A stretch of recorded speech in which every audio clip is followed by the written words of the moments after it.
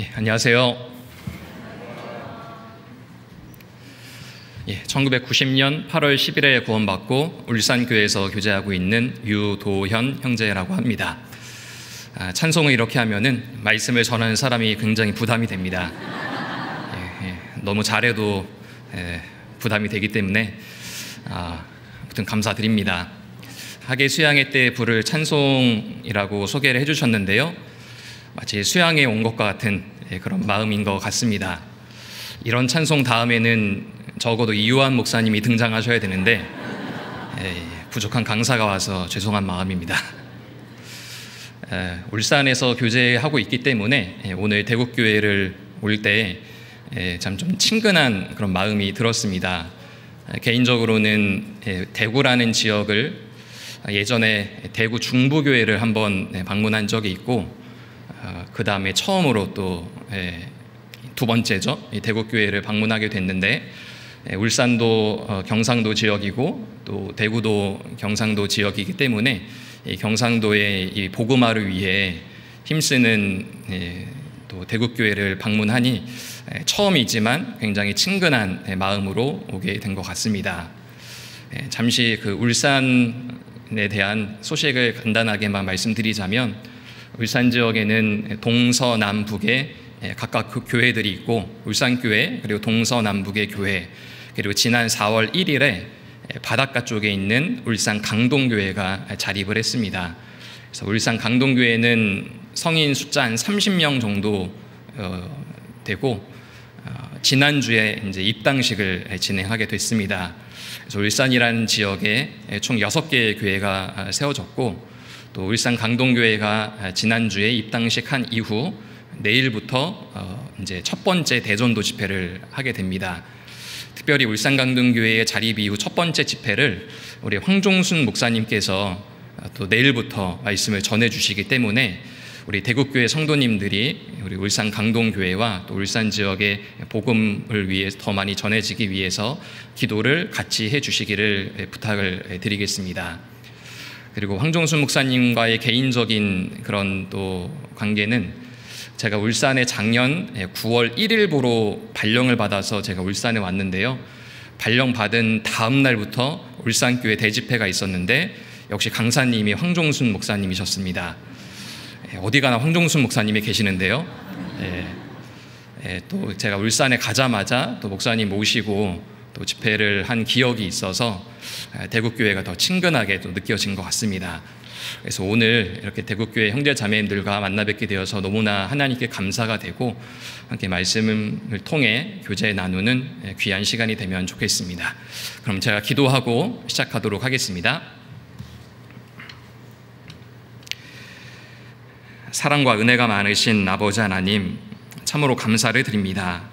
우리를 구원해 주시고 주님의 자녀 삼아 주시며 주님의 복음과 영광을 위해 살아갈 수 있도록 우리의 모든 삶을 이끌어 주시는 것 진심으로 감사를 드립니다. 더욱이 저희들을 이 세상 마지막 때 불러주셨습니다.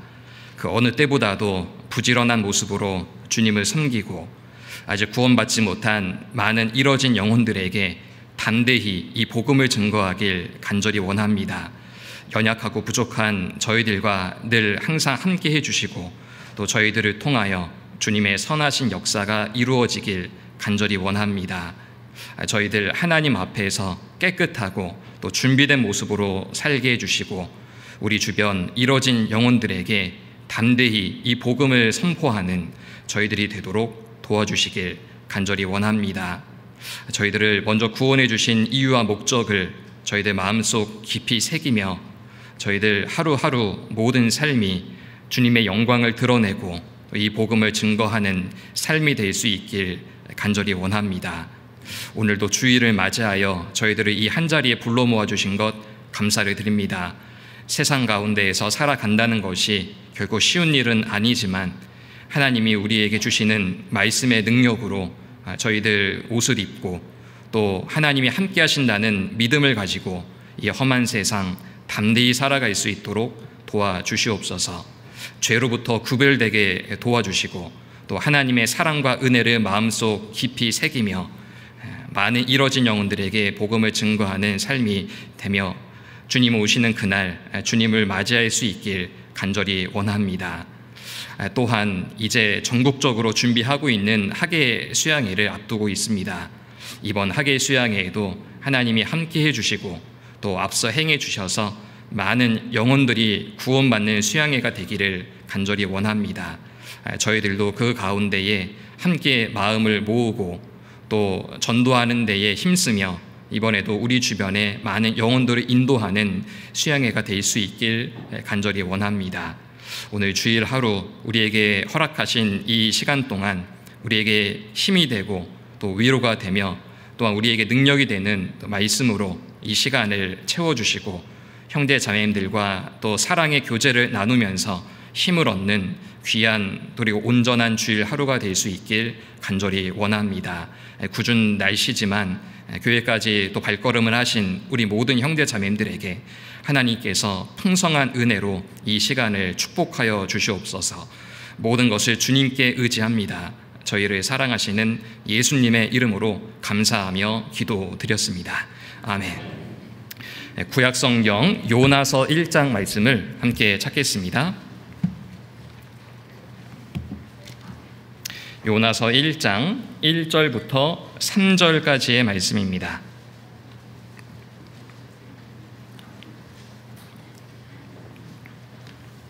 구약성경 1286페이지에 있는 요나서 1장 1절부터 3절까지의 말씀입니다.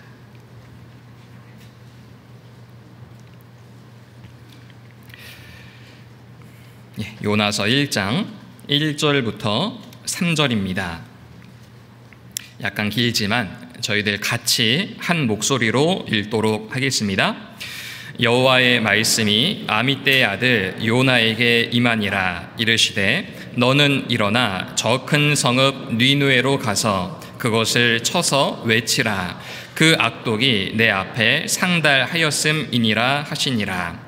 그러나 요나가 여호와의 낯을 피하려고 일어나 다시스로 도망하려 하여 욥바로 내려갔더니 마침 다시스로 가는 배를 만난지라. 여호와의 낯을 피하여 함께 다시스로 가려고 성과를 주고 배에 올랐더라. 구원받은 그리스도인이라고 한다면은 이 요나 선지자에 대해서 아마 잘 알고 있으리라 생각이 됩니다. 하나님은 요나 선지자에게 죄악이 충만한 니느웨로 가서 하나님을 선포하라라고 명하셨지만 요나 선지자는 불순종하게 되었죠. 니느웨가 아닌 다시스로 가는 배를 타게 되었고 하나님은 요나를 일깨워 주시기 위해 큰 풍랑을 만나게 합니다. 결국 요나는 바다에 던져졌지만 또 하나님의 도우심으로 큰 물고기에 삼킨 바 되었고 결국은 그 물고기 뱃속에서 3일 있다가 이제 나오게 되어 하나님의 명령대로 니느웨에 가서 하나님을 전파한 선지자라는 것을 아마 우리 구원받은 그리스도인이라면 아마 자주 그리고 반복적으로 들은 이 요나서 성경을 잘 알리라 생각이 됩니다. 이와 같은 요나 성경의 내용을 들여다보면은 하나님의 초월적인 능력이 나타나고 굉장히 극적인 장면이 있기 때문에 구원받은 이 교회 역사상 구원받은 그리스도인들에게 많이 읽혀지고 또 사랑받는 그런 성경일이라 생각이 됩니다. 그리고 많은 신학학자들은 이 요나서를 어떻게 평가하냐, 요나서야말로 구약 속의 신약이다, 아니면은 구약의 사도행전이다, 또는 구약 성경 계시의 최고봉이다, 이렇게 요나서를 평가를 하고 있습니다. 왜냐하면 왜 구약 속의 신약이냐? 구약 시대는 하나님이 이스라엘을 통해서 역사하셨죠. 그러나 구약 시대에 이방 민족에게도 하나님의 구원의 문은 열려 있었습니다.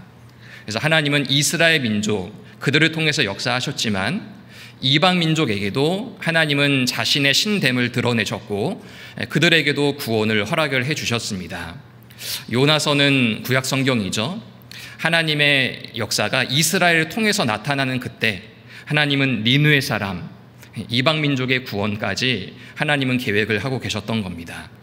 그래서 구약 속의 신약이다, 구약 속의 사도행전이다 라고 말을 하는 겁니다. 이방 사람들의 구원이 교회 시대, 신약 시대에 열려진 것이 아니라 사실 구약 시대에도 하나님은 이스라엘 민족뿐만이 아닌 이방 민족의 구원, 하나님은 그것을 바라고 원하고 계셨던 겁니다. 그래서 요나서를 읽어보면은 정말 하나님의 초월적인 능력이 드러난과 동시에 구약 시대에도 이방 민족을 사랑하시는 하나님의 계획과 하나님의 섭리가 담겨져 있습니다. 자, 그러나 한편으로는 요나 성경에 대한 말씀이 일반적인 내용이 아니기 때문에 교회 역사상 많은 공격과 도전을 받아왔던 성경이 바로 이 요나 성경이기도 합니다. 자, 상식적으로 생각을 해봐도 사람이 바다에 빠졌습니다. 근데 큰 물고기가 그 사람을 삼켰어요. 그리고 3일 만에 그 뱃속에서 다시 나와가지고 살아나와가지고 하나님의 말씀을 선포한다. 어디 영화나 만화에서나 나올 법한 그런 이야기들이지 않습니까? 그래서 많은 사람들은 이 요나 성경 자체가 사실이 아니다, 소설이다, 그리고 교훈을 위해서 꾸며진 이야기다, 그래서 성경에서 빼야 된다, 이와 같이 요나 성경에 대한 의심과 그리고 도전을 많이 해왔습니다. 우리 구원받은 그리스도인은 이 요나 성경 있었던 일들을 사실이라고 믿는 사람들이죠. 이 요나서에 나오는 모든 내용은 사실입니다. 어떻게 증명할 수 있는가? 예수님도 이 요나서에 대해서 직접 언급하셨기 때문입니다. 우리 요나서 1장은 성경책 줄로 잠깐 잡아두시고 마태복음 12장을 찾아보겠습니다. 마태복음 12장 38절부터입니다. 마태복음 12장 38절부터 42절. 마태복음 12장 38절부터입니다. 그때 서기관과 바리새인 중 몇 사람이 말하되 선생님이여 우리에게 표적 보여주시기를 원하나이다. 예수께서 대답하여 가라사대 악하고 음란한 세대가 표적을 구하나 선지자 요나의 표적 밖에는 보일 표적이 없느니라. 요나가 밤낮 사흘을 큰 물고기 뱃속에 있었던 것 같이 인자도 밤낮 사흘을 땅속에 있으리라. 심판때 니느웨 사람들이 일어나 이 세대 사람을 정죄하리니 이는 그들이 요나의 전도를 듣고 회개하였음이오니와 요나보다 더 큰 이가 여기 있으며 심판때 남방 여왕이 일어나 이 세대 사람을 정죄하리니 이는 그가 솔로몬의 지혜로운 말을 들으려고 땅끝에서 왔음이오니와 솔로몬보다 더 큰 이가 여기 있느니라. 자, 이스라엘의 역사는 기적의 역사입니다. 하나님은 기적과 표적을 통해 참 하나님이심을 이스라엘과 이방 사람들에게 나타내 보이셨습니다. 자, 그것을 잘 알고 있는 서기관과 바리새인들이 그동안 예수님이 보여주셨던 수많은 이적과 표적을 알면서도 그들이 또 다른 표적을 보여달라. 그것은 예수님이 행하신 표적과 그 말씀을 믿지 않기 때문에 그들을 향해 악하다 이렇게 표현하신 겁니다. 이미 하나님은 수많은 기적과 표적을 보여주셨고 그 표적과 이적을 통해서 말씀을 확실히 증거하셨습니다. 그럼에도 불구하고 또 다른 표적을 보여달라. 이것은 참 악한 마음입니다. 그동안 하나님이 예수님이 하셨던 말씀들, 예수님이 행하셨던 모든 일들을 믿지 않겠다라는 마음이기 때문이죠.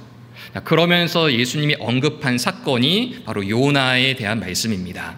자, 40절을 다시 한번 보시면 요나가 밤낮 사흘을 큰 물고기 뱃속에 있었던 것 같이 인자도 밤낮 사흘을 땅속에 있으리라.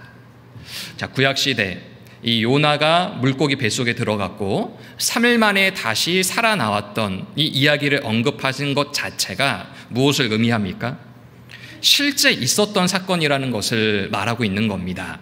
그리고 그를 통한 교훈을 주시죠. 41절 심판때 니느웨 사람들이 일어나 이 세대 사람을 정죄하리니 이는 그들이 요나의 전도를 듣고 회개하였음이오니와 요나보다 더 큰 이가 여기 있으며. 그 악한 그리고 그렇게 잔인했던 니느웨 사람도 무책임하게 전도했던 이 요나의 전도를 받고 그들은 회개했죠. 그들도 이 기적을 보며 회개했는데 너희들은 내가 지금까지 행한 이적과 표적, 말씀을 믿지 않냐? 그래서 그 사람들이 오히려 당신들을 정죄할 것이다. 그 악하고 잔인했던 니느웨 사람들이 오히려 당신들을 정죄할 거라고. 그러니까 얼마나 예수님 시대에 바리새인 서기관들이 악했는지를 예수님이 교훈을 해주시는 내용입니다. 자, 그래서 예수님의 이 말씀을 정리를 해본다면 첫 번째, 요나가 물고기 뱃속에 들어갔다가 다시 살아난 사건이 실제한 사건이라는 것을 우리에게 보여줌과 동시에, 그리고 이 요나를 통해서 요나가 이 사흘을 큰 물고기 뱃속에 있었던 것 같이 인자도 밤낮 사흘을 땅속에 있으리라. 요나가 물고기 뱃속에 들어간 그 사건을 바로 예수님이 죽었다가 사흘 만에 다시 살아나실 부활을 예표하는 또 하나의 증거로 말씀하십니다. 자, 그러한 의미에서 이 요나서라고 하는 이 성경 자체는 사실 우리들에게 많은 교훈을 주리라 생각이 됩니다. 하나님의 초월적인 능력이 나타났죠. 너무나도 큰 기적이 나타났습니다. 그리고 요나서의 말씀은 예수님의 죽음과 예수님의 부활을 예표하는 사건입니다. 바로 이와 같은 의미를 담고 있기 때문에 우리는 이 요나서에 대해서 자세하게 배울 필요가 있고, 또 교회 역사 가운데 이 요나 성경은 많은 도전과 의심을 받아왔지만 지금 우리에게까지 읽혀지고 있는, 또 사랑받고 있는 대표적인 성경으로 우리에게 나타나 있습니다.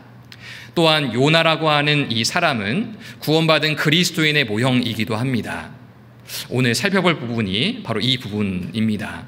요나라는 사람이 바로 우리에게 주는 교훈이 분명히 있어요.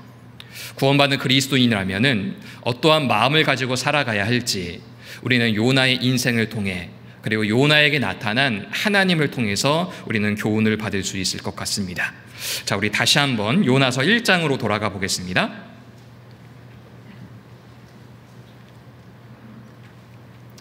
요나서 1장, 자주 찾을 말씀이기 때문에 성경책 줄로 잡아두시면 좋겠습니다. 요나서 1장 1절부터 제가 다시 한번 읽어보겠습니다. 여호와의 말씀이 아미떼 아들 요나에게 임하니라. 이르시되 너는 일어나 저 큰 성읍 니느웨로 가서 그것을 쳐서 외치라. 그 악독이 내 앞에 상달하였음이니라 하시니라. 그러나 요나가 여호와의 낯을 피하려고 일어나 다시스로 도망하려 하여 욥바로 내려갔더니 마침 다시스로 가는 배를 만난지라. 여호와의 낯을 피하여 함께 다시스로 가려고 성가를 주고 배에 올랐더라. 자, 요나 선지자는 우리 구원받은 그리스도인의 모형이라고 말씀을 드렸습니다. 먼저 우리가 생각해 볼 것은 이 요나 선지자가 왜 하나님의 말씀에 불순종했는가입니다. 자, 몇 가지 이유가 있으리라 생각이 됩니다. 그리고 이 모습은 우리가 하나님의 말씀에 불순종을 하는 이유이기도 합니다. 자, 요나 선지자가 하나님의 말씀에 불순종한 이유, 첫 번째를 꼽자면 인간 본성에서 가지고 있는 게으름 때문이라고 말할 수 있을 겁니다. 자, 2절을 다시 한번 보십시오. 너는 일어나 저 큰 성읍 니느웨로 가서 그것을 쳐서 외치라. 그 악독이 내 앞에 상달하였음이니라 하시니라. 자, 니느웨에 대하여 말씀하시기를 저 큰 성읍이라고 말하고 있죠. 실제로 니느웨는 정말로 큰 성이었습니다. 아수르라고 하는 제국의 수도이기도 했고, 그리고 자료에 의하면 이 니느웨라고 하는 성의 둘레가 얼마였을까? 한 95km 정도였다라고 합니다. 95km는 사람이 걸어갔을 때에 3일 동안 걸어갈 거리이거든요. 요나서 4장 12절에도 보면은 니느웨에는 좌우를 분변치 못하는 자가 12만여 명이요, 이런 말씀도 있는데, 좌우를 분변하지 못한다라는 말씀을 어린아이라고 해석을 한다면 어린아이가 12만 명, 대략 성인 수는 곱하기 5를 한다라고 합니다. 그러면 이제 니느웨 성 안에는 그 당시에 60만 명이라고 하는 인구가 살았던 큰 성입니다. 60만 명이라고 하니까 우리가 좀 감이 좀 없을 수 있는데요. 제가 한번 자료를 보니까요, 우리 대국교회당이 위치하고 있는 이 대구 각산동인가요? 예, 맞아요? 아니에요? 예, 예, 각산동이 이제 그 동구잖아요. 그래서 대구 동구의 인구를 봤더니요 30만 명이랍니다. 30만 명 조금 넘는데 니느웨 성이 이 대구 동구의 인구적으로 봐도 2배가 된다라는 거예요. 그 당시에 그 정도의 도시였다면 굉장히 큰 도시라는 겁니다. 자, 그래서 하나님은 이 니느웨 성에 대하여 큰 성읍이다 이렇게 말하고 있습니다. 자, 니느웨라고 하는 이 도시가 성경 가운데 가장 처음 등장한 장면이 창세기 10장입니다. 창세기 10장은 우리가 잘 알듯이 바벨탑을 쌓았던 이 니므롯이 만든 도시였거든요. 그래서 이 니느웨라고 하는 이 말의 뜻 자체가 여신이라는 뜻을 가지고 있습니다. 그만큼 우상 숭배가 만연했던 지역이고 하나님을 대적했던 이 니므롯이 만든 성이잖아요. 그러니까 한마디로 니느웨라고 하는 지역 자체가 하나님과 거리가 먼 죄악이 충만한 도시였다라는 것을 말합니다. 자, 그런데 하나님은 이 요나에게 저 큰 성읍 니느웨로 가서 하나님을 전파라는 사명을 주신 겁니다. 자, 이 요나가 어떤 마음이 들었겠습니까? 생각하기를 큰 성읍이기도 하고 그리고 수많은 사람들이 있는데 하나님에게 대하여 전혀 관심도 없는, 심지어 대적하는 이런 사람들이 많으니 그 일을 시작하기도 전부터 인간 본성의 게으름이 올라온 겁니다. 아, 나 못해. 아, 저 성 크잖아. 아, 그리고 저 많은 사람들을 내가 어떻게 다 하겠어. 이와 같은 마음은 일이 많은 것이 문제가 아닙니다. 그리고 내 능력이 부족한 것도 문제가 아니에요. 철저히 게으름입니다. 어떻게 이렇게 화가 날 수 있냐? 하나님은 요나 전 시대에도 무능한 사람을 통해서 역사하셨고 아무것도 아닌 일꾼을 통해서도 하나님은 선하신 역사를 나타내 주셨습니다. 하나님의 일에 불순종한다면 일이 많아서가 아니고, 그리고 하나님이 나에게 시킨 일에 대하여 난 능력이 부족해서도 아닙니다. 철저하게 게으름입니다. 하나님은 부족한 인간을 통해서 하나님의 위대한 역사를 이루어 나가셨고 그리고 그와 같은 일들을 이스라엘의 역사 가운데 보여주셨습니다. 나는 말할 줄 못합니다. 저는 혀가 뻣뻣하고 둔한 자입니다. 이렇게 말했던 모세에게 누가 사람의 입을 지었냐라고 말씀하셨죠. 그리고 저는 저희 집안 중에서 가장 작은 자입니다 라고 말했던 기드온을 통해서도 미디안 군대를 물리치시기도 했습니다. 저는 아입니다. 말할 줄 알지 못합니다. 열방의 선지자로 세웠던 예레미야가 이렇게 고백을 했습니다. 그러나 하나하나 하나님이 자신에게 주신 그 일들은 너무나 크고 위대하며 그에 비해서 나의 능력은 작았지만 주님은 그런 사람을 통해서 역사하셨거든요. 그 일을 불순종한다면 일이 크고 위대하고 그에 비해 나의 능력은 적은 것은 전혀 문제되지 않습니다. 게으름 때문이에요. 게으름이 하나님의 말씀에 불순종하게 합니다. 잠언 21장 25절에도 보면은 게으른 자의 정욕을 그를 죽이나니 이는 그 손으로 일하기를 싫어함이니라. 자, 게으름이라는 것이 그를 죽인다라고 했어요. 사대교회에게도 경고하시기를 내가 살았다는 이름은 들었으나 죽은 자로다. 게으름은 그리스도인을 죽이게 한 겁니다. 육신적으로는 살았지만 하나님 보시기에는 죽은 자로 만들어 버리는 것이 바로 게으름이라는 거예요. 하나님은 연약한 자를 통해서도 역사하셨고 위대한 일들을 이루어 나가셨습니다. 일은 너무 많고 나의 능력은 부족하고 우리는 그것들을 크게 생각할 수 있지만 하나님은 부족하고 연약한 초라한 일꾼을 통해서도 하나님의 위대한 역사를 이루어 나가셨다는 것을 기억해야 됩니다. 요나는 그것을 생각하지 못했던 거예요. 저 큰 성읍, 내가 어떻게 합니까? 그리고 저 성읍에는 수많은 사람들이 있고 그리고 우상 숭배가 만연한 그런 지역에 제가 어떻게 가서 그 사람들에게 하나님을 전하겠습니까? 자신의 게으름을 이렇게 핑계대며 외면했던 사람, 바로 우리 요나의 모습을 통해서 교훈받을 수 있습니다. 주님이 우리에게도, 우리 각자에게도 해야 할 일들을 분명히 보여주셨으리라 생각이 됩니다. 아, 내가 정말 하나님 위해서 이 일을 하나님이 나에게 시키셨구나. 우리 각자는 다 그와 같은 마음으로 살아가고 있지 않습니까? 구원받지 않은 가족들, 내 주변에 있는 사람들, 복음을 전하는 일들, 분명히 하나님이 나에게 주신 사명입니다. 그러나 우리 마음에 나는 못한다, 나는 그 일을 하기에 능력이 부족하다 라는 것을 생각하기 이전 하나님은 정말 초라하고 아무것도 아닌 사람들을 통해서 역사하셨다는 것을 기억해야 됩니다.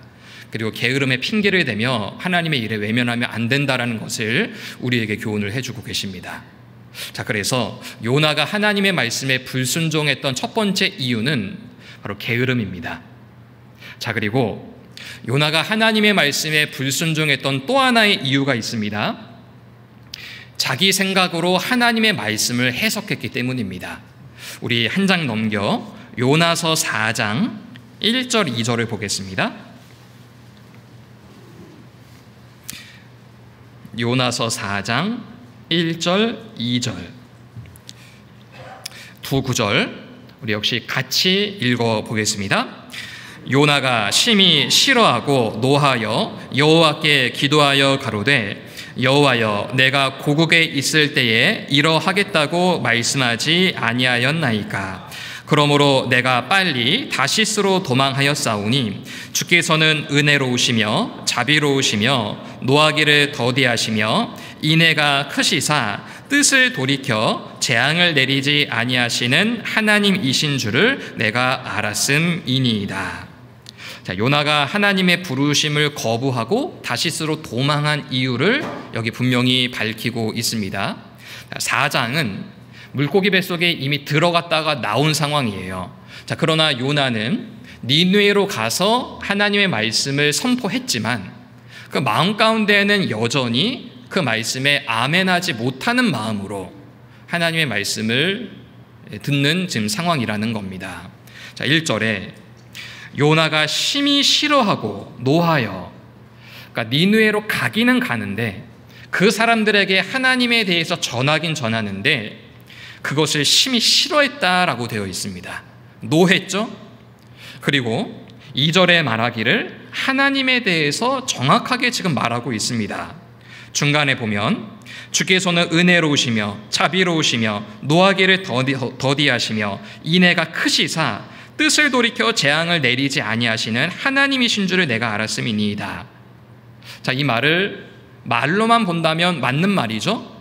자, 그러나 요나의 마음은 반어적인 표현을 한다는 거예요. 하나님, 저 니느웨 사람들이 저렇게 악한데 저들은 망하게 안 하십니까? 아, 그렇군요. 하나님은 은혜로우시고 자비로우시고 노하기를 더디하시는 분이시기 때문에 저들을 망하게 안 하시는군요. 이렇게 하나님에게 대하여 반항하듯이 하는 말이 바로 이 1, 2절의 말씀이라는 거예요. 싫어했죠? 노하면서 하나님은 이런 분이시죠? 이런 뉘앙스로 지금 말을 하는 겁니다. 자, 이와 같은 표현들이 바로 순종 없는 지식입니다. 하나님의 속성을 잘 알고 있죠? 자, 그러나 지식적으로는 알고 있는데 실제 삶 가운데서는 전혀 적용하지 못하는 모습, 이게 바로 순종 없는 지식의 모습입니다.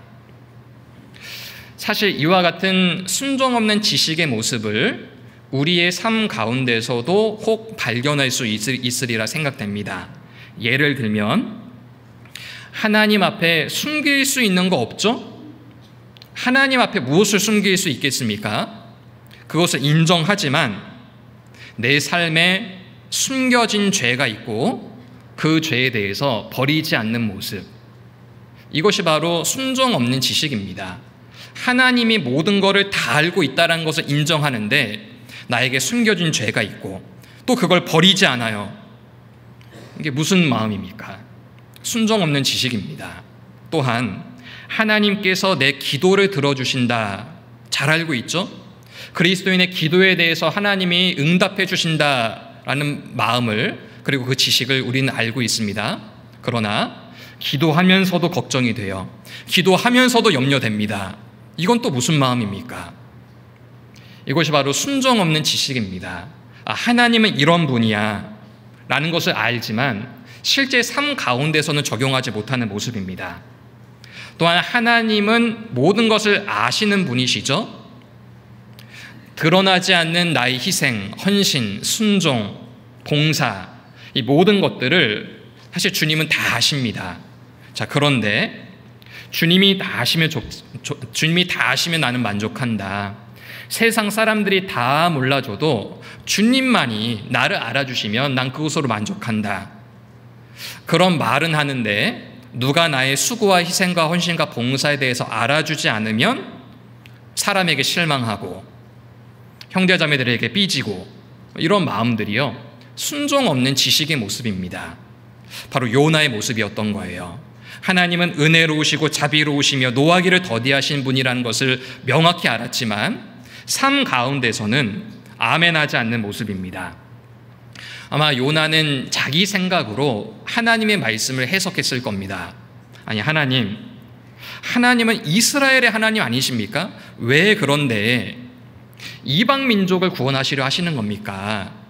그리고 아수르라고 하는 이 민족, 니느웨 사람들은 너무나도 잔인한 사람들입니다. 실제로 아수르 민족의 역사를 들여다보면은 굉장히 잔인한 방법으로 이방 민족을 탄압했거든요. 근데 저들에게 말씀을 전하고 저들을 구원받게 하시려고 하시는 거 아니시죠?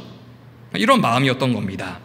더 나아가 내가 말씀을 전하여 이 니느웨 사람들이 구원받으면 그들이 하나님의 축복을 받고 오히려 이스라엘에게 더 큰 위협이 될 것을 염려했을 수도 있겠죠. 더 나아가서 이런 아수르 민족이라면 하나님은 말씀을 전하라 했지만 하나님의 실제 마음은 하나님이기 때문에 그런 말씀을 하는 거지 하나님도 실제로는 그들의 구원을 바라고 계시지 않을 것이다. 이렇게 생각을 했을 겁니다. 이 모든 것들이 철저하게 자기중심적인 생각이고 하나님의 말씀을 내 마음과 내 생각과 내 방식대로 해석을 한 결과입니다. 실제로 이 니느웨 사람들은 그 악독이 내 앞에 상다하였음이니라. 그 정도로 죄악에 충만한 도시였습니다. 그러나 그 영혼들은 지옥 가도 싼 그런 사람들입니까? 아니잖아요. 그들의 죄는 악하지만 그들의 영혼은 너무나도 귀한 사람들입니다. 노아 홍수 때를 생각해 보십시오. 저들은 먹고 마시고 시집가고 장가가고 하나님에 대하여 철저히 무관심으로 일관했던 사람들이었습니다. 그러나 그들에게도 방주의 문이 열려 있었다라는 것을 기억해 보십시오. 자격이 없었지 않습니까? 방주에 탈 수 있는 티켓, 그런 거 없었습니다. 그들도 마음을 하나님께로 돌이킨다면 철저하게 하나님에 대하여 무관심한 그들에게도 구원의 문은 열려 있었던 겁니다. 니느웨 사람도 마찬가지입니다. 그들의 죄는 너무나 잔인하고 악했지만 그들의 영혼, 하나님 보시기에는 너무나 귀했거든요. 실제로 그 요나서 3장 2절에도 니느웨 성을 큰 성읍이라는 표현이 있습니다. 근데 NIV 성경을 보면은 큰 성읍에 대해서 어떻게 표현했냐? A very important city라고 되어 있습니다. 큰 성읍, 단지 큰 성읍이 아니라 important city, 중요한 성읍이다. 하나님 보시기에 그 영혼이 중요한 건 아니겠습니까? 단지 규모가 큰 것이 아니라 하나님은 좌우를 분면치 못하는 자가 12만 명, 성인까지 치면 60만 명이나 되는 이 대도시에 그들의 영혼이 하나님 앞에 중요했던 겁니다. 근데 그것을 요나가 자기 생각대로, 자기 방식대로, 자기 기준으로 하나님의 말씀을 해석을 했던 거예요. 하늘의 높음과 땅의 깊음 같이 왕의 마음은 헤아릴 수 없느니라. 주님의 마음을 어떻게 헤아릴 수 있겠습니까? 근데 요나가 니느웨를 심판하시는 하나님은 알았지만 니느웨를 구원하시는 하나님은 몰랐던 겁니다. 자기 생각으로 하나님을 해석을 한 거였죠. 인간의 짧은 생각, 짧은 인생으로 하나님의 위대한 계획과 섭리를 안다라는 것은 사실 불가능하리라 생각됩니다. 자기 생각으로 하나님의 말씀을 해석하는 것 역시 합당치 않은 모습이라는 것 기억해야 됩니다. 자, 그래서 우리도 하나님의 선하신 뜻과 계획에 대하여 우리가 어떻게 다 이해할 수 있겠습니까? 그러나 주님이 명하신다면 하나님의 선하신 뜻과 계획이 있고 그리고 우리에게 순종을 원하신다라는 것을 우리는 기억을 하면 좋겠습니다. 이처럼 요나가 하나님의 말씀에 불순종한 이유를 꼽자면 먼저는 게으름, 그리고 또 하나 하나님의 말씀을 자기 생각대로 해석하는 이런 합당치 않은 마음 때문에 하나님 말씀에 불순종했던 겁니다. 이처럼 인간 본연이 가지고 있는 이 죄 때문에 하나님 앞에서 아주 불편한 마음을 가지고 이 요나가 니느웨가 아닌 다시스로 떠나게 됩니다. 우리 1장 3절 다시 한번 보겠습니다. 요나서 1장 3절. 자, 반복적이지만 다시 한번 우리 3절 말씀을 같이 읽어보겠습니다.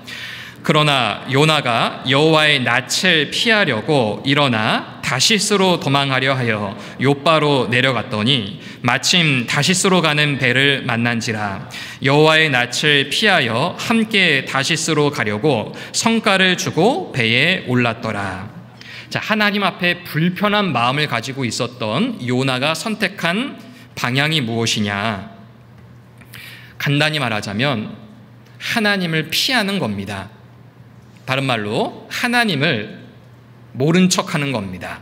여기 보니 요나가 여호와의 낯을 피하려고 하나님을 피하는 거죠. 모른 척하는 거예요. 그리고 또다시 3절 중반에 여호와의 낯을 피하여 함께 다시스로 가려고.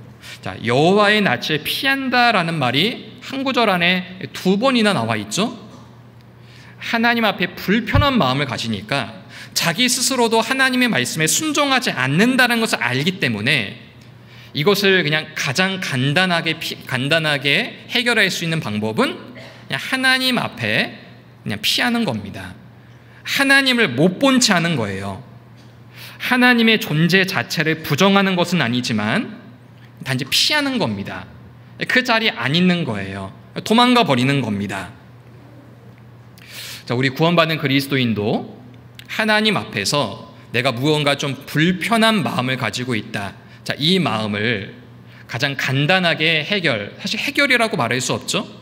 그러나 해결하는 방법, 피하는 거예요. 안 가는 겁니다.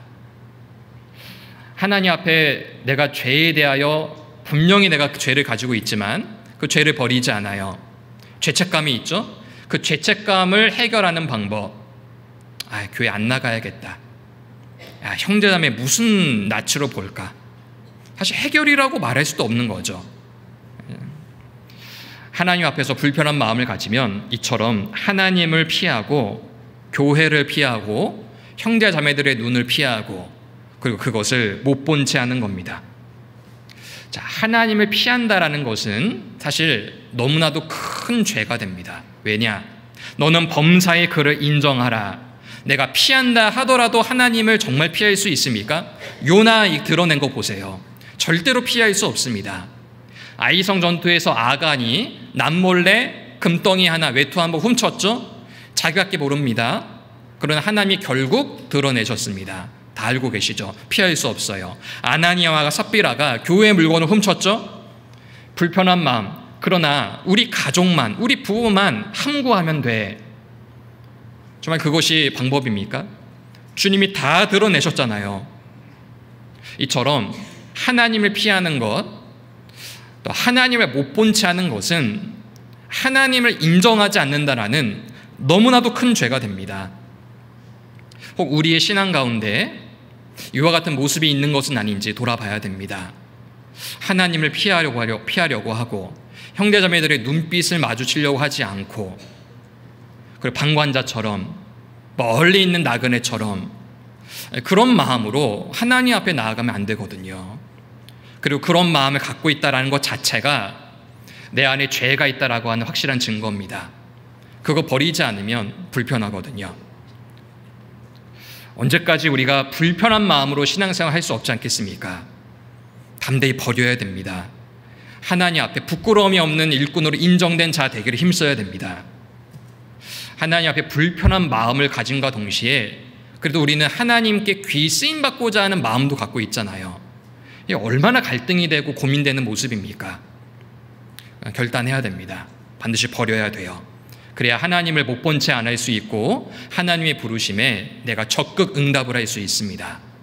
그래서 이 요나가 하나님 앞에 합당치 않은 마음을 가진 결과 여호와의 낯을 피하려고 도망갔던 이 모습을 보면서 우리 역시 하나님 앞에 불편한 마음을 가질 그런 것들이 있다면 담대히 과감하게 우리는 그것을 버려야 된다라는 것, 그리고 하나님 앞에는 절대로 숨길 수 없다라는 하나님 앞에서 코람데오 신전의식의 마음을 가지고 우리는 신앙생활을 해나가야 합니다.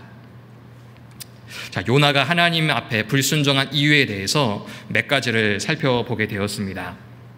사실 요나라는 사람에게서 하나님의 역사는 여기서 끝나도 전혀 이상할 것 없는 사람입니다. 하나님이 여기서 요나를 버리시고 다른 사람을 통해서도 역사하셔도 되죠. 그러나 하나님이 바다에 빠진 요나에게 큰 물고기를 보내셨고 살려주셨죠. 그리고 다시 한번 같은 사명을 주시게 됩니다. 바로 요나서 3장 1절부터 3절입니다. 요나서 3장 1절부터 3절. 이 말씀을 역시 같이 읽어보겠습니다. 여호와의 말씀이 두 번째 요나에게 임하니라. 이르시되 일어나 저 큰 성읍 니느웨로 가서 내가 내게 명한 바를 그들에게 선포하라 하신지라. 요나가 여호와의 말씀대로 일어나서 니느웨로 가니라. 니느웨는 극히 큰 성읍이므로 3일 길이라. 여기 2절 3절에 니느웨를 또 큰 성읍이라 했죠. 아까 좀 전에 말씀드렸듯이 important city라고 NIV 성경에는 해석이 되어 있습니다. 자, 그런데 보십시오. 3장 1절에 여호와의 말씀이 두 번째 요나에게 임하니라. 자, 우리가 요나 성경을 읽다 보면은 요나가 불순종하다가 바다에 빠졌고 그리고 이 물고기에게 삼킨 바 됐다가 다시 살아난 이 장면을 대표적으로 떠오르지 않습니까? 근데 저는 개인적으로 다시 한번 이 요나서 성경을 읽어보면서 이 요나서 말씀 중 3장 1절 말씀이 개인적으로는 정말 마음에 와닿더라고요. 왜냐? 이 두 번째라는 말씀이 정말 제 개인적으로 하나님이 너무나 큰 마음의 위로와 교훈과 감동을 주신 것 같습니다. 하나님이 요나에게 사명을 주셨죠. 2절 일어나 저 큰 성읍 니느웨로 가서 내가 내게 명한 바를 그들에게 선포하라. 1장 2절에 주신 사명의 내용과 똑같은 내용입니다. 똑같은 사명을 1장에서도 주셨고 3장에서도 주셨어요. 같은 사명을 두 번째 주셨습니다. 자, 두 번째 같은 사명을 주신 하나님에게 대하여 우리는 어떠한 마음을 가질 수 있을지 생각해 볼 수 있습니다. 자, 두 번째 요나에게 사명을 주신 하나님. 자, 그 하나님의 모습을 우리는 좀 몇 가지로 정리해 볼 수 있습니다. 자, 먼저 첫 번째입니다. 두 번째 요나에게 같은 사명을 주신 하나님을 보면서 우리는 하나님이 어떠한 분이라는 것을 깨달을 수 있는데, 첫 번째, 하나님은 자신이 작정하신 일에 대하여 반드시 이루시는 분이라는 것을 우리에게 교훈을 해주시죠. 하나님의 구원의 계획은 잔인한 니느웨 민족에게도 동일하게 적용되죠. 요나의 불순종으로 하나님의 선하신 계획이 막히는 것처럼 보이지만 두 번째 요나에게 같은 사명을 주셨고, 그리고 요나가 그 말씀에 순종했잖아요. 결국 하나님은 자신이 작정하신 것을 반드시 이루시는 분이라는 것을 우리에게 교훈을 해줍니다. 우리 욥기 성경 23장을 찾아보겠습니다. 구약 성경 욥기 784장입니다. 784쪽입니다.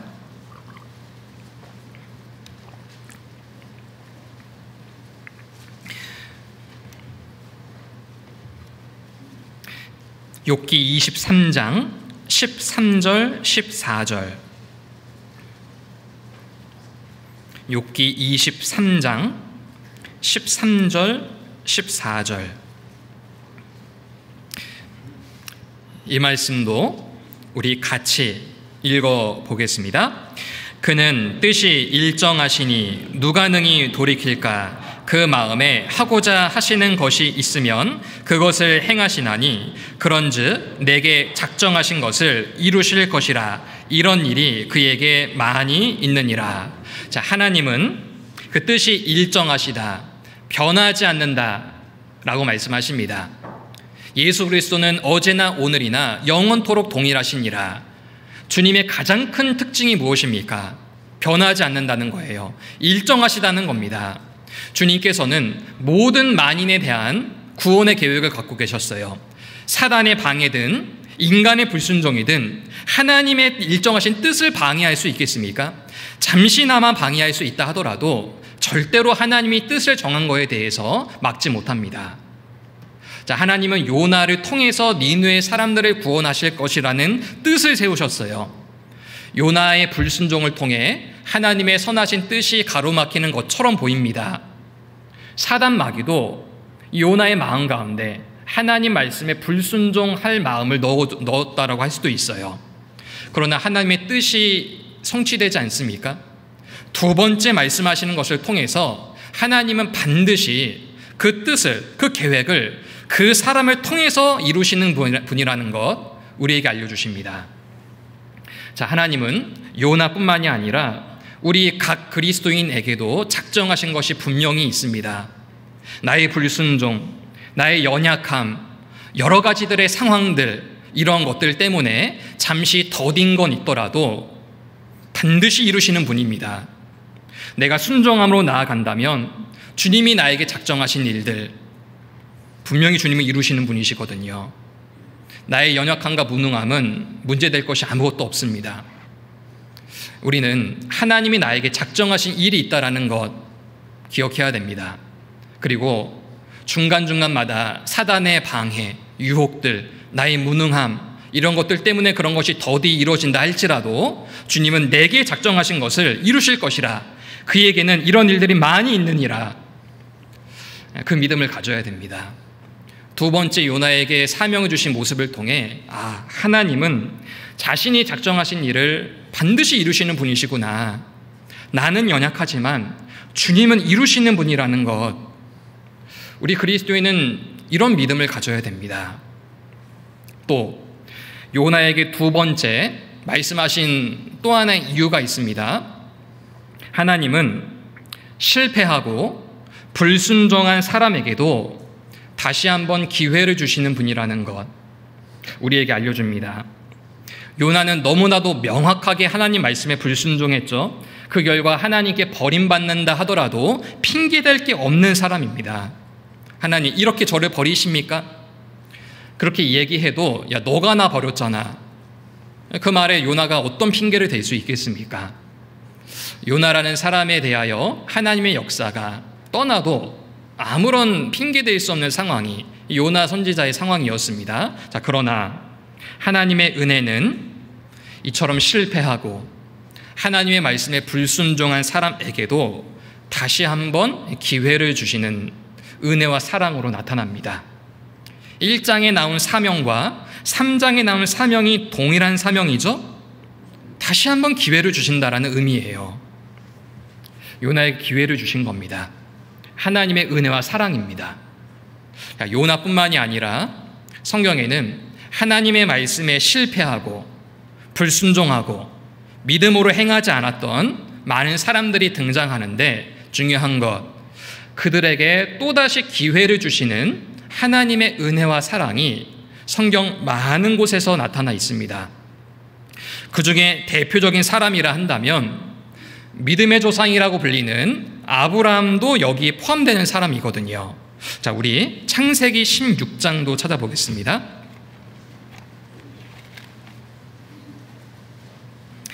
창세기 16장 15절 16절.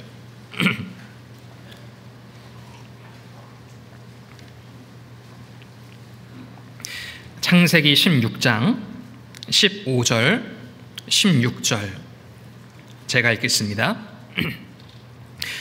하갈이 아브라함의 아들을 낳음에 아브라함이 하갈에 낳은 그 아들을 이름하여 이스마엘이라 하였더라.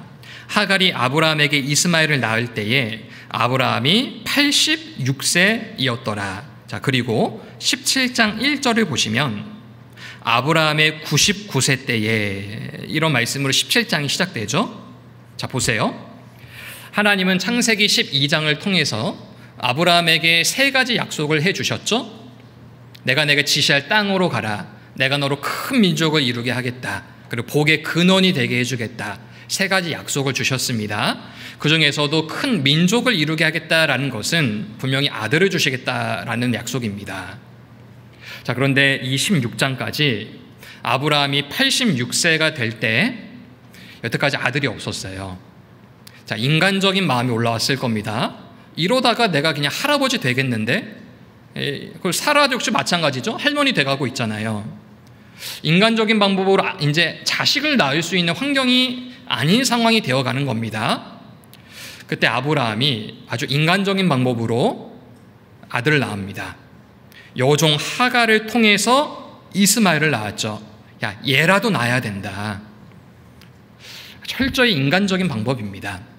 하나님이 주신 약속, 그 믿음을 의지하지 않은 채 여종에게라도 내가 아들을 낳아야 되지 않겠냐. 아주 하나님 앞에 악한 마음이죠. 믿음으로 행한 모습이 아닙니다.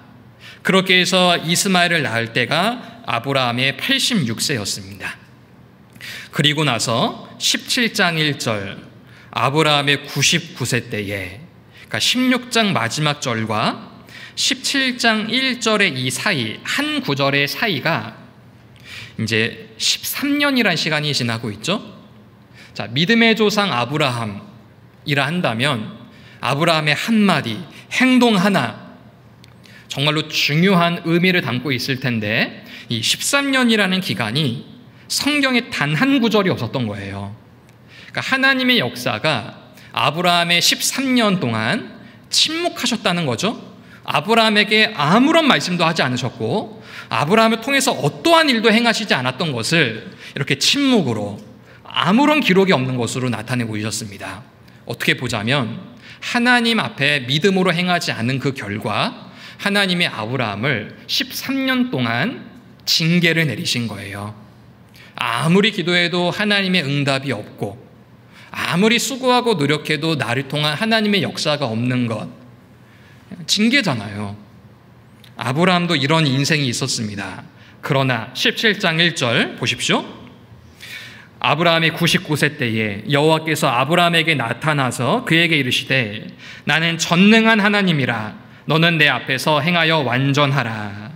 13년 만에 아브라함에게 하나님이 나타나셨습니다. 그리고 나서 첫 번째 하시는 말씀이 나는 전능한 하나님이라.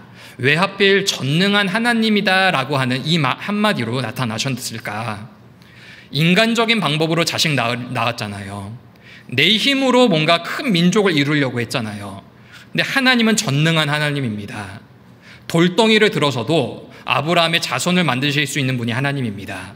그래서 하나님은 아브라함의 믿음을 회복시켜 주시기 위해 나는 전능한 하나님이다, 이렇게 나타나신 겁니다.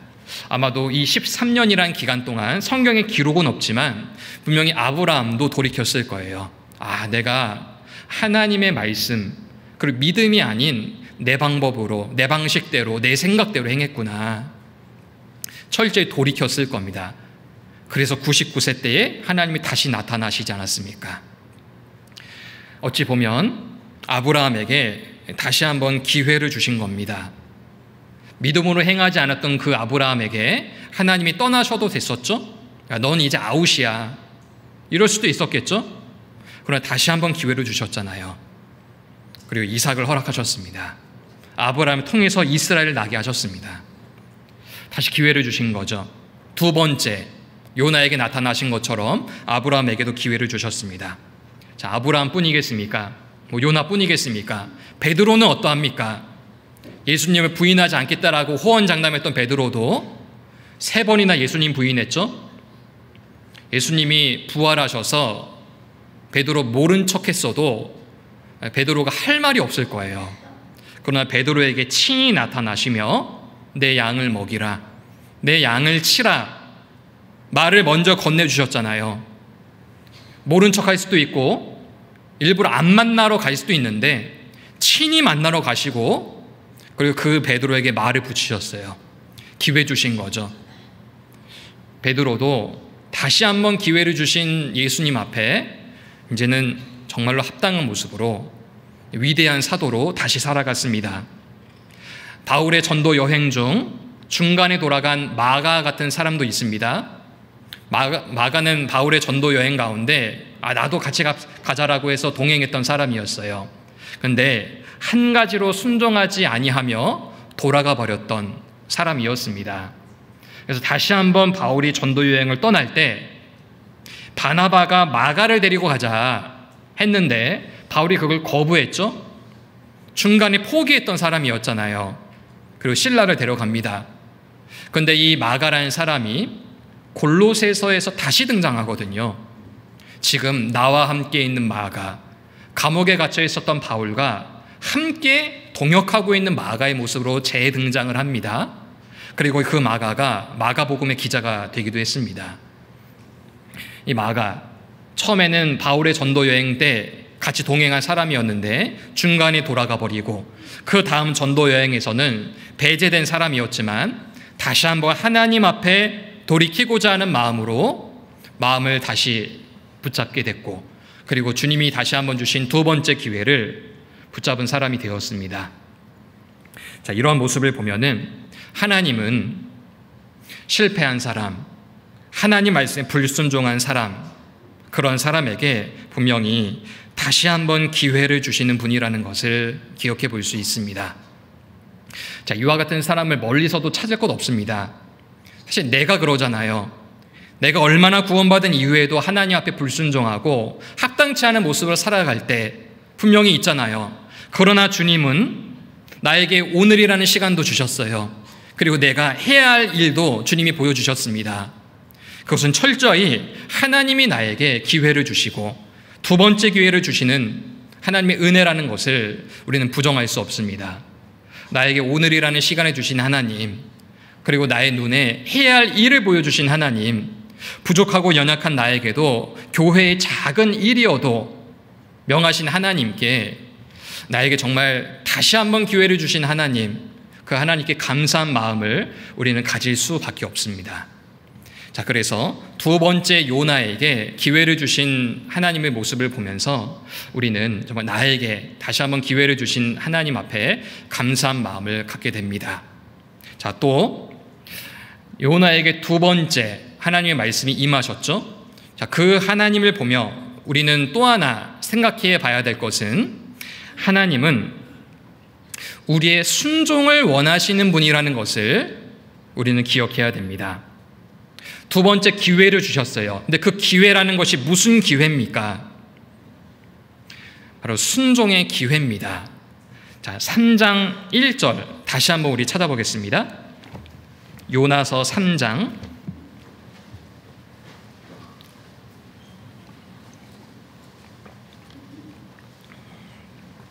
1절입니다. 제가 읽겠습니다. 여호와의 말씀이 두 번째 요나에게 임하니라. 이르시되 일어나 저 큰 성읍 니느웨로 가서 내가 내게 명한 바를 그들에게 선포하라 하신지라. 요나가 여호와의 말씀대로 일어나서 니느웨로 가니라.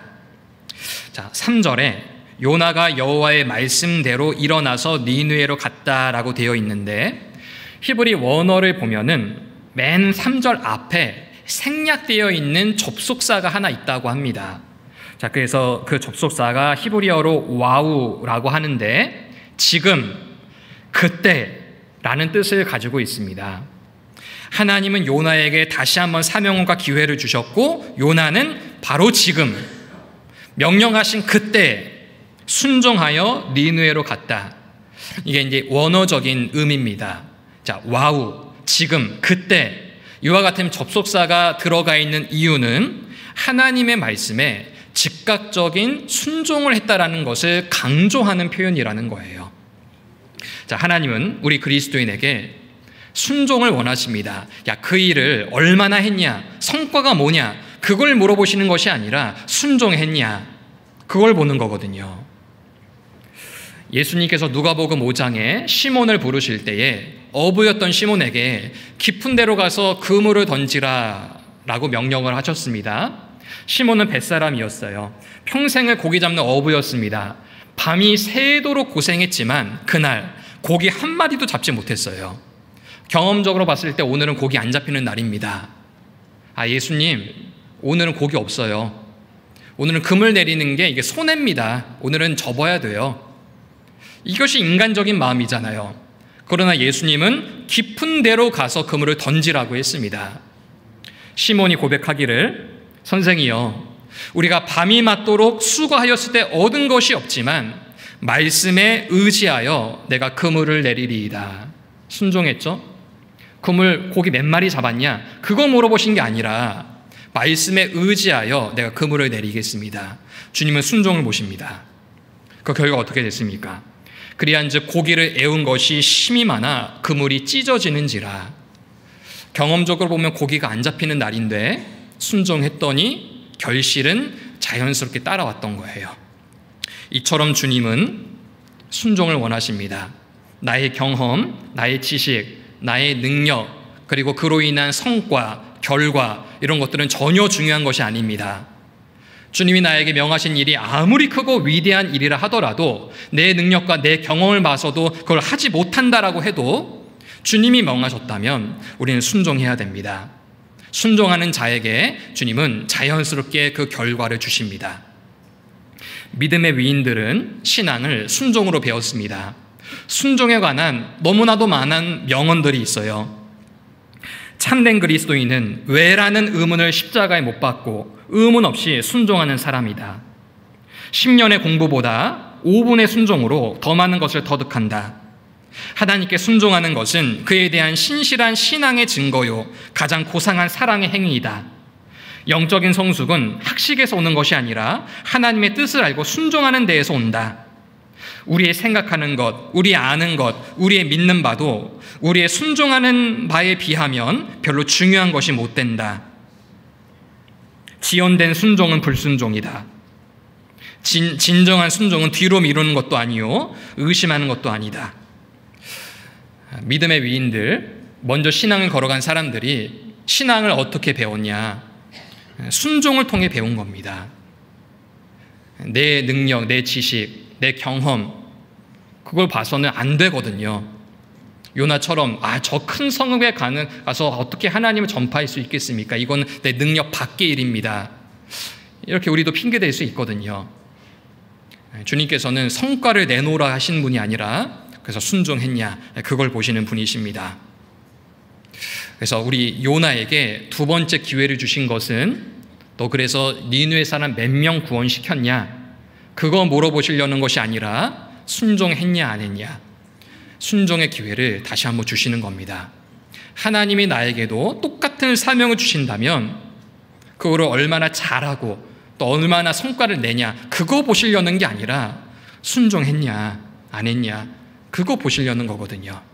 우리는 어떻게 화답해야 되겠습니까? 순종해야 됩니다. 두 번째 요나에게 기회를 주신 것을 보며 우리에게 순종을 원하시는 하나님을 우리는 기억해야 되겠습니다.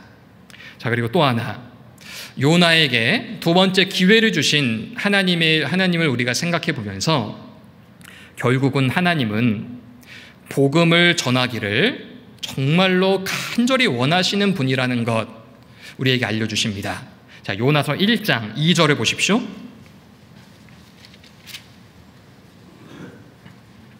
제가 읽겠습니다. 너는 일어나 저 큰 성읍 니느웨로 가서 그것을 쳐서 외치라. 그 악독이 내 앞에 상다하였음이니라 하시니라. 자, 그리고 똑같은 사명인 3장 2절도 보십시오. 일어나 저 큰 성읍 니느웨로 가서 내가 내게 명한 바를 그들에게 선포하라 하신지라. 자, 1장 2절과 3장 2절에 반복되는 표현, 일어나, 가서, 외치라. 자, 복음을 전해라. 한마디면 될걸. 일어나라, 가라, 외치라, 선포하라. 하나님이 이처럼 복음을 전하는 일에 대하여 아주 긴박하게, 아주 구체적으로, 그리고 강한 모습으로 선포하고 계십니다. 왜 그렇습니까? 복음을 전하는 일이야말로 하나님이 간절히 원하시는 것이라는 것을 우리에게 알려주는 겁니다. 일어나라, 가라, 외치라. 이것이 복음을 향한 하나님의 마음입니다. 누가복음 15장에도 너희 중에 어느 사람이 양 100마리가 있는데 그 중에 하나를 잃으면 99마리를 두고 들에 두고 그 잃은 것을 찾도록 찾아다니지 아니하겠느냐. 찾아다닌다라고 표현하면 될 것을 찾도록 찾아다니지 아니하겠느냐. 한 영혼을 건지고자 하는 주님의 간절한 마음이 여기 들어가 있는 겁니다. 주님이 다급해 하시는 것이 한 가지 있다면 영혼을 건지는 겁니다. 일어나라, 가라, 외치라. 한 영혼을 건지는 거야말로 주님의 간절한 소망이기 때문에 이를 다급하게, 아주 구체적으로 상세하게 외칩니다. 이사야 58장 1절에도 크게 외치라, 아끼지 말라, 내 목소리를 나팔같이 날려 내 백성에게 그 허물을, 야곱 집에 그 죄를 고하라. 크게 외치라, 아끼지 말라, 내 목소리를 나팔같이 날려라. 복음을 전하라는 말을 왜 이렇게 같은 표현인데 여러 가지 말로 말씀하십니까? 그만큼 다급하거든요. 그만큼 간절하거든요. 디모데후서 4장 말씀에도 너는 말씀을 전파하라라는 말씀 앞에 하나님 앞과 죽은 자, 산자와 죽은 자를 심판하실 그리스도 예수 앞에서 그의 나타나심과 그의 나라를 두고 엄히 명하노니 너는 말씀을 전파하라. 말씀을 전파하라라는 말씀 한마디로만 될 것을 아주 엄중한 말씀으로 명하고 계십니다. 복음을 대하는, 한 영혼을 대하는 바로 주님의 마음입니다. 요나에게 같은 사명을 주셨죠? 주님께서 정말 이거 하나만큼은 간절히 원하신다는 겁니다. 일어나라, 가라, 선포하라. 복음을 전하는 것, 주님이 가장 원하시는 겁니다. 구원받은 그리스도인이라면 우리 스스로 자문할 질문들이 몇 가지 있습니다. 하나님이 요나를 니느웨로 보낸 것처럼 하나님이 보내신 나의 니느웨는 어디입니까? 큰 성읍처럼 보이고 내 힘과 능력으로는 하지 못할 것처럼 보이지만 주님이 나에게 보내신 나의 니느웨가 분명히 있거든요. 그리고 일어나라, 가라, 외치라 라는 말씀처럼 우리 스스로에게 자문해 보십시오. 나는 복음을 전하기 위해 지금 일어나 있습니까? 그리고 복음을 전할 곳에 내가 지금 가고 있습니까? 그리고 그 사람에게 담대히 외치고 선포하고 있습니까? 마지막 시대를 살아가는 우리 그리스도인들은 우리 스스로에게 이와 같은 자문을 해야 됩니다. 아주 구원받지 못한 가족들, 그리고 학교, 그리고 직장, 내가 알고 있는 모든 사람들을 위해 지금 있는 곳에서 일어나고 그곳에 가고 그들에게 담대히 이 복음을 외치고 선포하는 것, 나를 죽기까지 사랑하신 하나님이 가장 원하시는 일입니다. 우린 바로 그런 일을 위해서 살아가고 있잖아요. 자, 그래서 요나에게 두 번째 하나님의 말씀이 임하셨죠. 이렇게 정리해 볼 수 있습니다. 하나님은 자신이 작정하신 일을 반드시 이루시는 분이라는 것, 그리고 하나님은 실패하고 불순종한 사람에게도 다시 한번 기회를 주시는 분이라는 것, 그리고 하나님은 우리에게 순종하기를 원하시는 분이라는 것, 그리고 하나님은 무엇보다 복음을 전하기를 간절히 원하시는 분이라는 것. 이처럼 요나에게 두 번째 말씀을 하신 모습을 통해 우리는 그 하나님의 마음을 이렇게 헤아려 볼 수 있을 것 같습니다. 자, 오늘이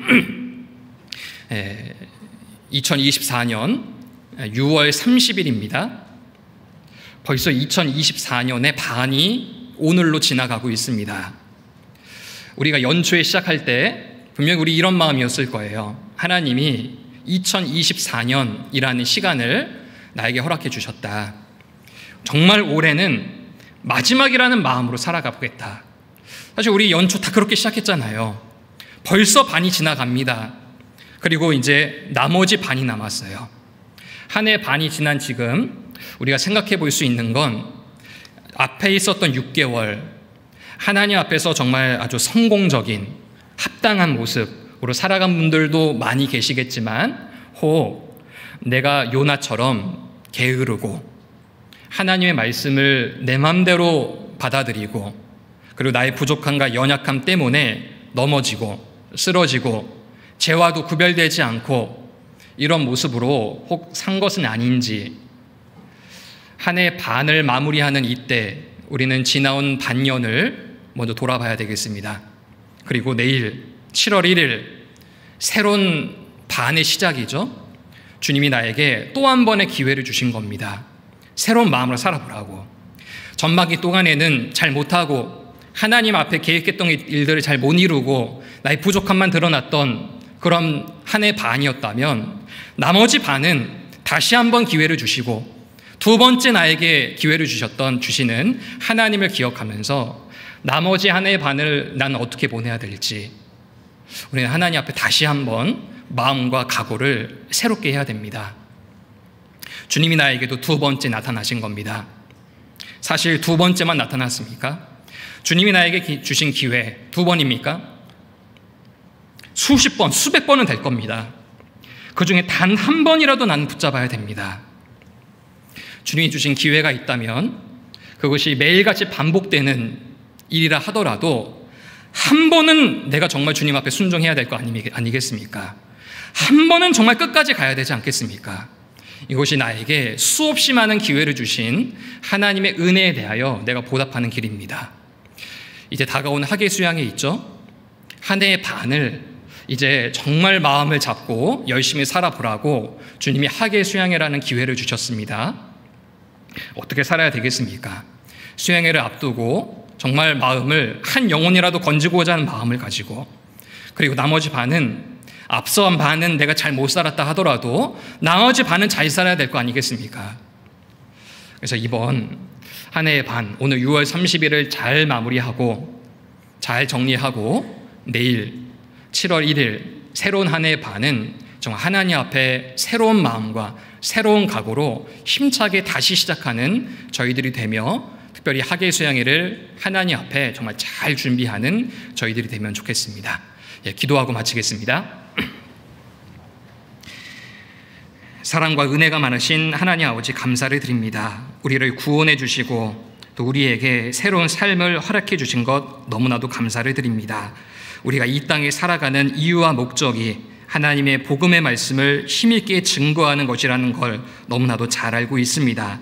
우리의 연약함과 또 부족함이 있지만 우리를 도와주시고 우리와 함께 하시는 하나님을 의지하며 나머지 인생을 살아갈 수 있길 간절히 원합니다. 무엇보다 복음을 전하는 일에 우리가 마음을 다하며 살아가게 도와주시고 죄와 구별되며 세상 가운데에서 구별된 그리스도인의 합당한 삶이 될 수 있도록 도와주시옵소서. 오늘도 주일 하루를 통해 우리에게 필요한 말씀 또 교제로 하나님의 은혜와 사랑을 가득 채워주시길 간절히 원합니다. 나머지 모든 일정도 주님께만 의지하며 저희를 사랑하시는 예수님의 이름으로 감사하며 기도드렸습니다. 아멘.